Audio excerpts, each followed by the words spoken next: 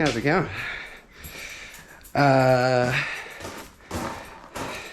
My name's Danny, and welcome to my new little YouTube channel.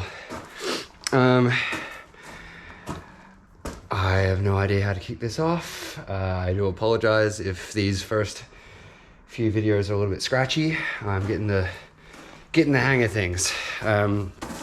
So any advice you have for me for these videos at all, please just smack down a comment, you know, shoot me an email, just yell at me from the street, let me know what the hell to do, because I have very little idea, but I'm keen to learn. I'm keen to bring you guys along for the ride, and yeah, it's exciting times, and I'll run you through why I'm starting this now. I've recently just moved house into a joint that has a garage that we could really get some good projects underway in.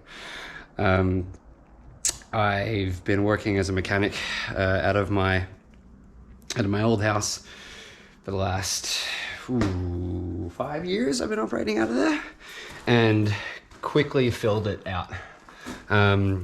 Was working predominantly with motorbikes at the old place, and that makes it a whole lot easier to work in tight spaces because you can move them around. They're quite obviously substantially smaller than cars.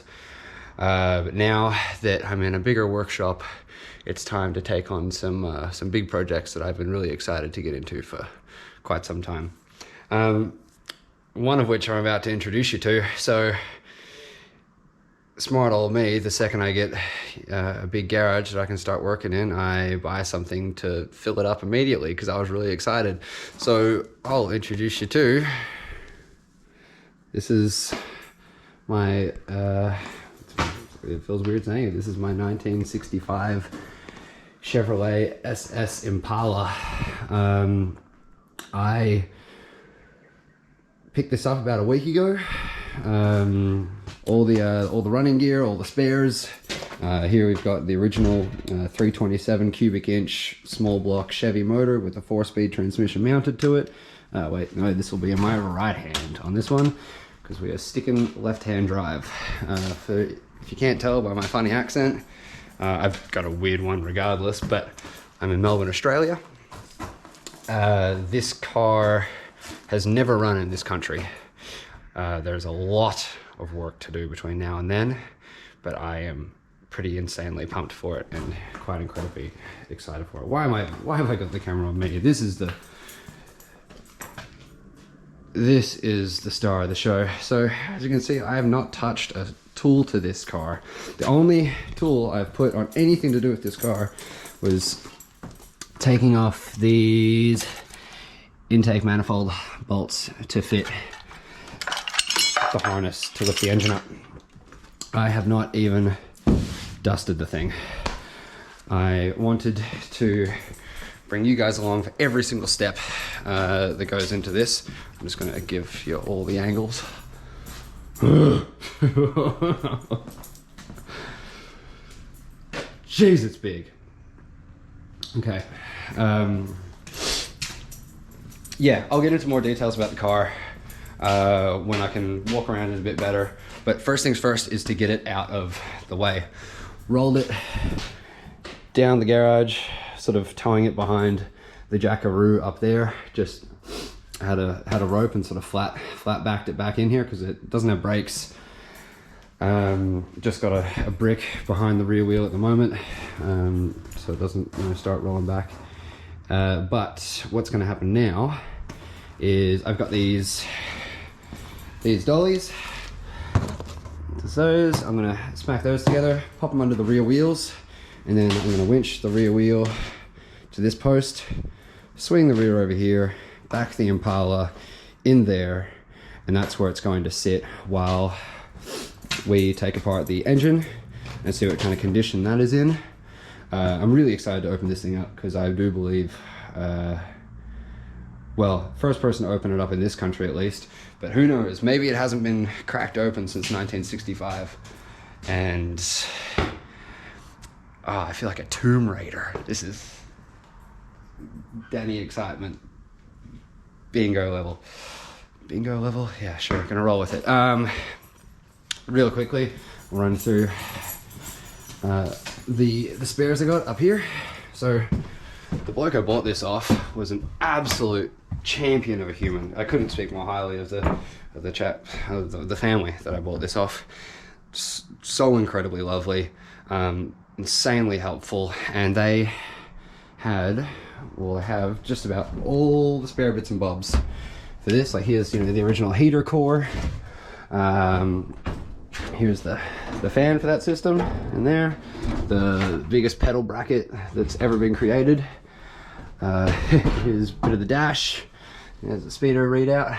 There's a, I don't know if you can read that in there, but it's a vacuum manifold pressure gauge, wheel arches, tubs, electrical bits and bobs, sun visor. That would be the rear bench seat. I don't know how salvageable all this sort of rusted up metal is, but I'm keen to find out. The upholstery is in ridiculously nice condition. Those are the rear buckets, because this is an SS model. It didn't have the bench seat in the front. Had a, what's that spanner doing here? Yeah. So that is not off a Chevy Impala. Those who know will know what that is off. Something very, very different to a 65 Chevy Impala. Another project that I'll be introducing you to sometime soon, but one thing at a time. All right, lights off. I also have done next to nothing to set up this shop. These are all the original workbenches, vices. The scattering of tools you see on here is about the half a carload of things. So that's the grill for the Chev. Just the essential little bits and bobs that I brought around to get started, because I'm really excited and I don't want to wait anymore. This is a beautiful woodworking bench that I've come into ownership of in this place as well. Great because it's on caster, so I can move it around. A lot of the other stuff is just going to become firewood, but I'm going to set it up slowly and correctly in here. And part of doing that first is going to be to move the 5.5 by 2 meter car that is currently blocking everything. So that's just going to go here. Also do bikes. This will be another project. It's a 2010 wide glide that I'll introduce you to another time. But yeah, today is about moving Chev. You can see how high it is at the moment. I've just put the stock springs in the rear and a couple of wooden blocks in the front. Oh, I like this. This is good. A couple of wooden blocks in the front to prop it up. Stock springs in the rear. Did that just so I could get onto the tow truck. But when it gets backed into its new temporary home over here, I'm going to take those things out so it sits on the ground, because if it's just sitting there, you'll want it sitting low and really pretty. So yeah, without further ado, I'm going to cut to a bit of a time lapse, put these things together, jack up the rear off the diff, might roll it forward a little bit so when I'm swinging it, it doesn't hit into the engine. This is the big reason you go the 65 over the 66. And 66, they came out with like the bar taillights. 65, it's all about those 6 individual rear taillights. I do have the ones on the side, but I just chucked in 4 of them to make it look nice. Should probably give it a dust at some point too, but if you hear just some indecent noises coming from me, it is just me getting indecently excited about the car next to me. Right, let's get this thing moved.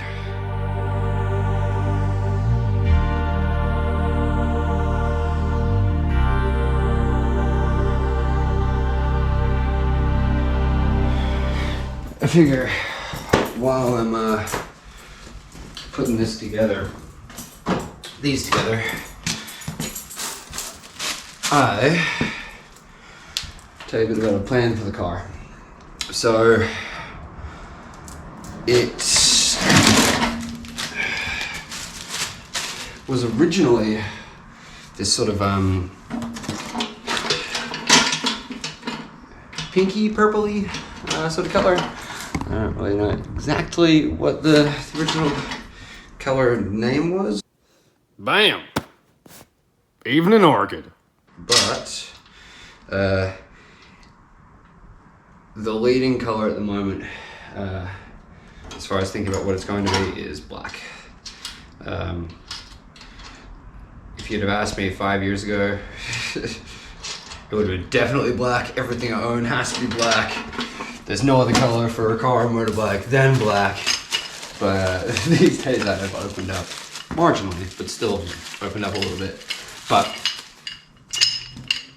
in my head at the moment, the idea is, yeah, deep show finish, the smooth as hell, no orange peel in there, show finish, deep gloss black that looks like you can just fall into it. And with all the trim being in chrome, and all the trim too. Some people don't do the wheel arches.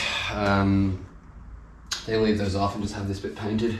But I've got all of them, and I'm gonna put it all on. I'd like this car to, in its first driving incarnation, to be, besides the color, as similar to what it was like leaving a showroom floor in 1965. I'm not going to skip the stock incarnation of the car. I think that to really feel out what a car wants and needs in the way of modifications, you got to drive it. You can't. I've never driven something this big. This is a huge car and so different to what I'm used to. My main background in mechanics is Japanese. I have been working on sort of 90s Japanese sports cars for 10 years. And this is completely different to anything I've done before. So to think that I know enough to skip what Chevrolet released from the factory, I think would be quite cocky. So, not doing anything too special with the engine, just gonna rebuild it need be. Who knows? I might open it up and it might be absolutely pristine in there. Nothing might need to be touched. The bearings might be fine. The boards might be fine. The rings might be fine. It could all be absolutely in the other direction too. But still, I'm going to take everything apart, clean it, and if for no other reason, just to learn it, and just because I'm so just interested by it all. Yeah. So keeping it 327, keeping it the 4-speed, as close to sort of factory as possible. Then drive it, experience it, love it, cruise it, decide on what's next, and then start going about that. So, as far as bodywork on the car goes, it's incredibly clean. There's a couple of little spots of rust at the bottoms of the front fenders, and in the rear trough where the rear windscreen used to sit. So I'll have to make some new sections. I haven't done that much rust repair before, so I'll be learning as I go. I by no means claim to be an expert when it comes to this kind of work. I love learning. I love trying things new. I love pushing myself a bit, and this project is at what I believe to be the perfect point for me to take on. It's not like the heaps of big panels are rusted out. It's little bits that I can learn on and practice on. The car has been fitted with a new floor. I believe that was done in the States. I could be wrong.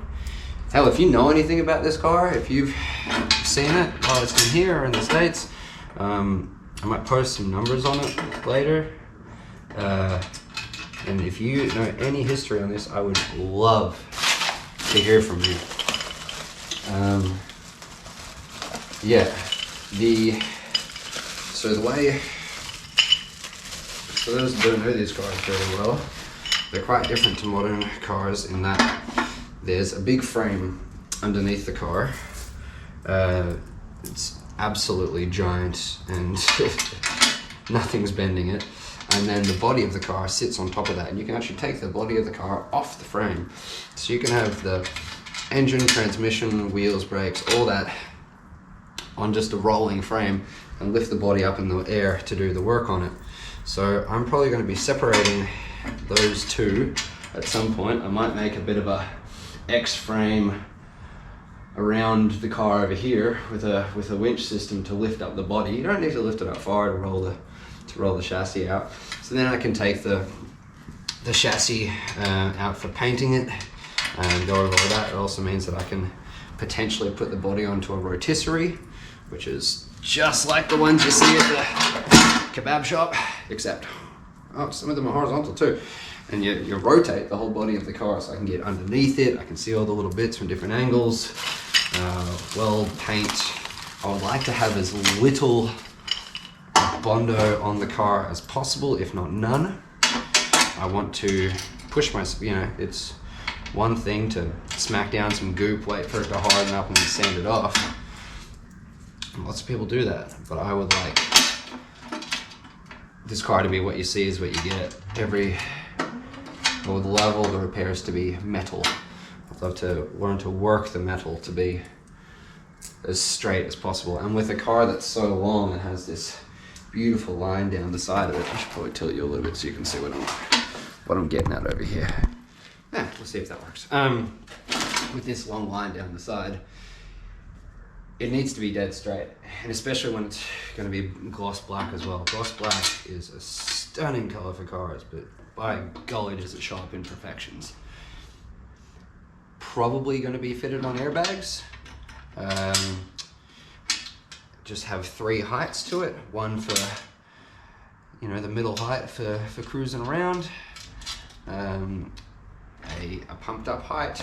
So airbags, for people that don't know, are sort of, you put them in place of a regular suspension system, and you can actually adjust the height of the car. Probably not what you want to be riding on if you're going to be doing lots of track days and you really want an amazing handling car. But this is a big cruiser. This is going to be, get a few mates in the car, go for a Sunday cruise up the summer nats, go do some chap laps. And that's the 3rd height, the what I will call now the chap lap height. And that is going to be on the ground. So pretty similar to how it's going to be sitting once I get it over here. Only things I'm missing at the moment are a center console. I keep going to reference it on the left, but no, it'll be on the right. And I'm going to leave it in left-hand drive because this is a real sort of experience vehicle, and what I would love is for when people come in for a ride with it in it and they sit in the passenger seat, I want them to feel like they're driving the car. And also, I doubt anyone's ever going to be allowed to drive this car, so it'll be as close as they can get to the feeling that I have tooling around in it.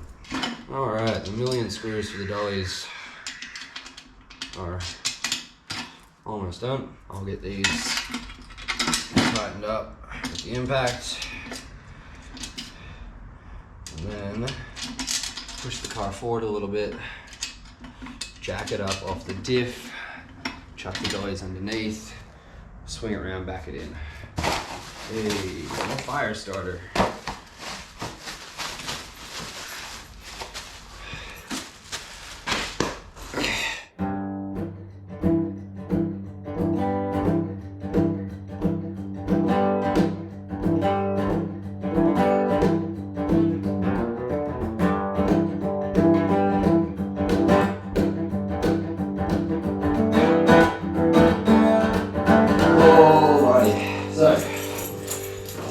Are done, set to go.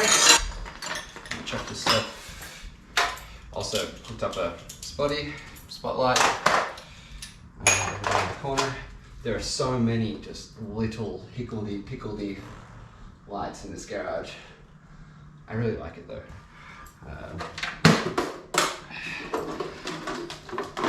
It's gonna be, yeah, another big part of my excitement at the moment is setting this place up. This is already annoying me that there's just tools chucked up willy-nilly. All I've done in here is sweep the floor, move that bench over there. That's about it. So leak. I need to spot where all the leaks are too, because there's a few spots where there's water getting in. Right. Next step. I'm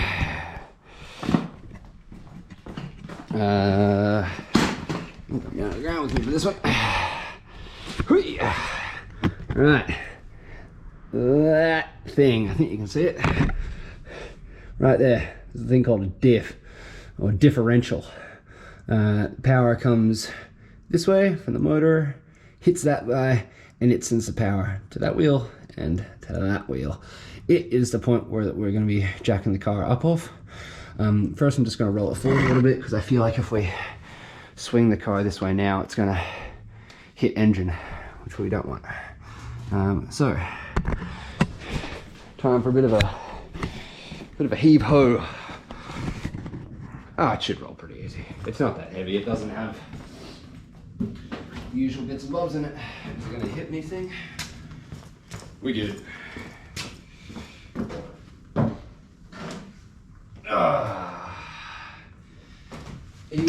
Easy. Okay. Oh, that should swing pretty well now. Okay. That dolly is at the ready. Same thing on the other side.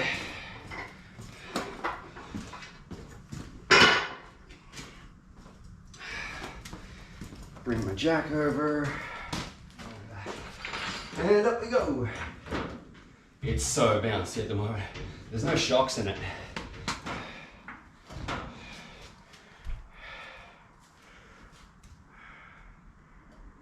I'm wondering if it'd be better to take the springs out of it now than when it's over there on that. Because the jack will need to roll, and that's not paved over there. Okay, there we go, chin plans.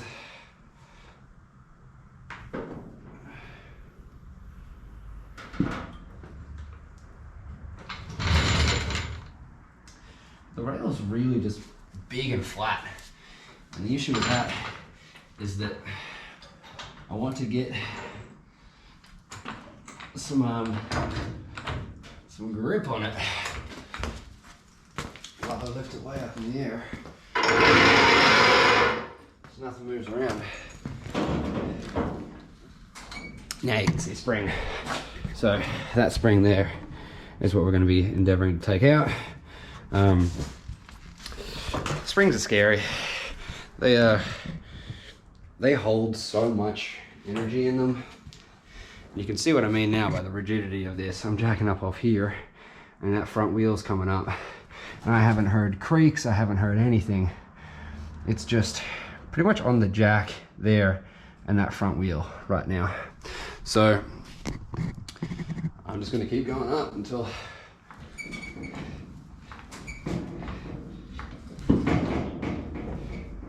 I'm just gonna walk around the car and see if you can come with me. This is how a lot of them sit when they're parked. Okay, what we want is the pressure off the top of this spring. So if I can move this, hey, we have movement. I'm gonna pop that wheel off. So first I'm gonna pop a jack stand under a few points. Always use jack stands. Under the div. Yeah, there. One up there. Under the rail. There. It'll catch it if it does come down. wheel come off.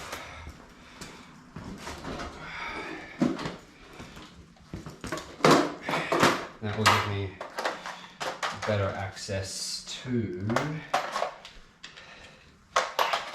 the spring.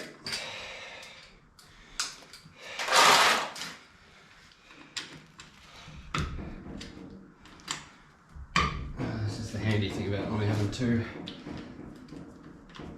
wheel nuts on there. You can get them off really quick. Wheels not playing ball. What are some other methods I can use to get this thing off? This has happened a few times now. First of all, I'm going to spray some WD-40. Do some here. Hopefully it runs down, gets onto the hub and frees her up.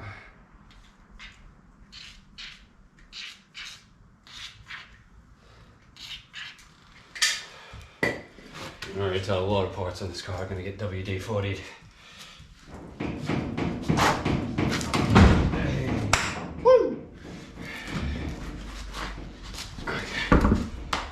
Spring coming in a bit closer. So there's a mount down here for the spring. That bolt, this goes through to the bottom under there, which I doubt anyone's seeing. Ooh, I have a light. Yeah. Okay. That makes it a bit better, doesn't it? That bolt, this goes to there it is. Ow. Oh. All right, the car just tried to draw its first blood. Be nice. All right, so I just got to undo that bolt there, pull the spring out. This side's done. So on the top it looks to be a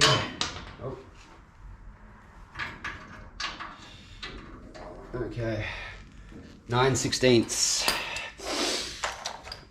We use the metric system here in Australia, and it's going to take quite a bit of getting used to for me to get my head around all the metric gear on this. Sorry, all the imperial gear. What I'll try and do is whenever I reference metric or imperial things, I'll chuck up a the other measurement on the screen, so you know what I'm talking about if you deal specifically in one or the other. Right now I'm probably gonna have to get a bit cheeky because I don't have 2 9/16. Actually, I don't have 2 9/16 sockets.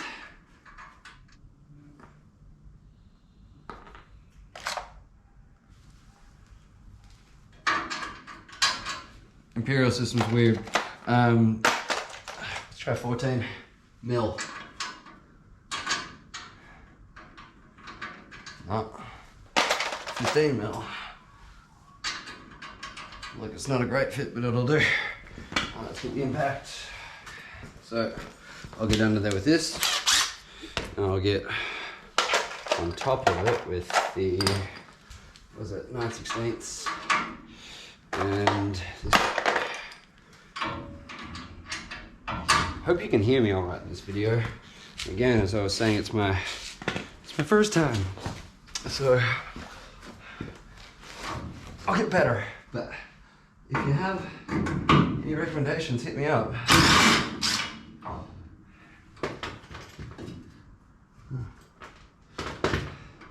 Impacts are so quick. You just brush the button and it's already done.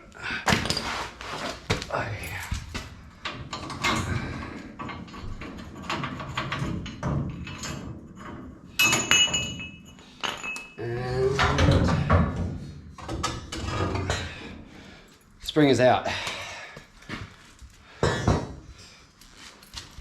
Beautiful. Okay. And this is just going to come down and rest where it rests. When I went to go check out the car, it was sitting how it's about to be. And This plate goes in there as well, but we didn't bother fitting it because it was just going in that setup. Just those springs sitting there, just so we can get onto the tow truck. So I'll just lightly throw these back together so that it all stays in its place. Always think it's a good idea to, when you're not using bolts and whatnot, when you're taking things apart, just lightly wind them back into where they came from. Don't chuck them in a bench, on the bench, or in a bench. You'll lose things. Well, I would lose things. Okay. Coming down. Keep an eye on it all as we go down.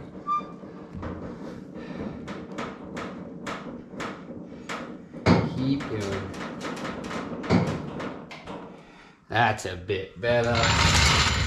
That's getting to where an Impala should sit. Okay, just gotta bring it around, do the same thing on the other side. And yeah, we'll be getting quite a bit closer. All right, I'll see you in a minute when the other side's done. You can't have the 65 sitting like this and then not show it. By golly, it looks funny like this. If I can get back a bit. I wonder if it's ever sat like this before. Oh, it's a good way to look in and see the floor. I don't even have to bend down. That's the new floor.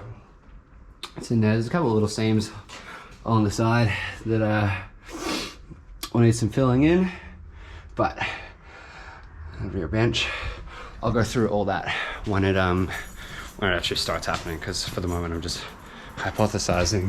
Really? Yeah. Shit. Custom car culture is funny. All right, let's get this spring out.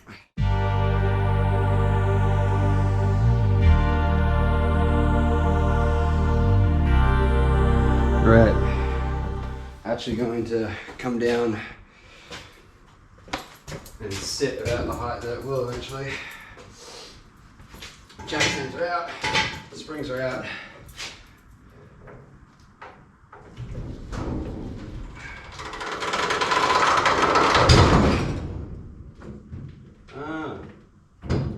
That's an issue.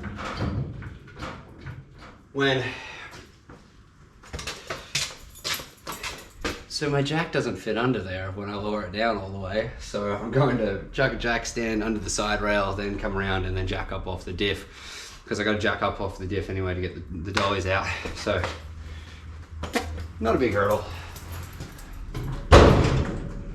Good.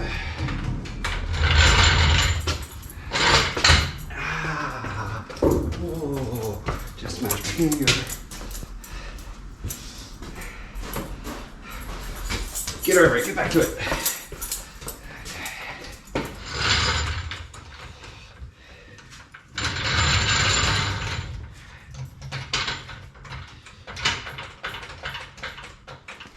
I apologize for my heavy breathing in this. I'm just really excited, so I'm moving really quick. Slow down. Enjoy the process. Coming down.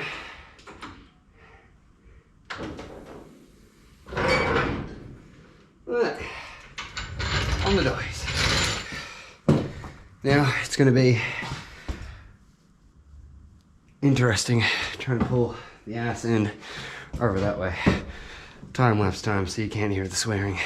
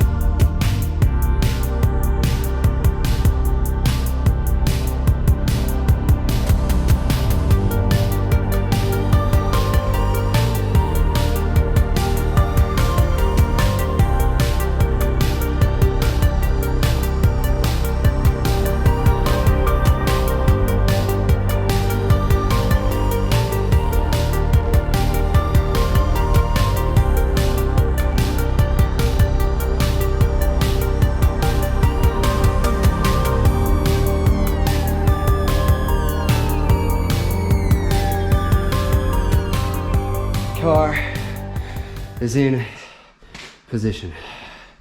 This is a lot more out of the way. I actually have more space here than what I thought I was going to. Very nice to have Impala sitting pretty much on the ground.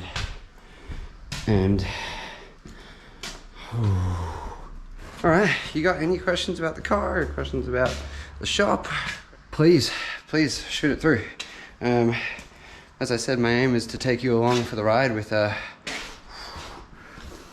every step of this. Jeez, even the little kerfuffles like that. I'll stuff things up. I'll get things right somehow the first time. You're just gonna see exactly what I go through with this, but I don't want to touch a wrench on anything to do with this car without filming it. I really want to sort of give you guys the experience of what I go through restoring this beautiful car. And then hopefully you'll see it cruising around the streets of Melbourne. Yeah, have a great day, and until next time.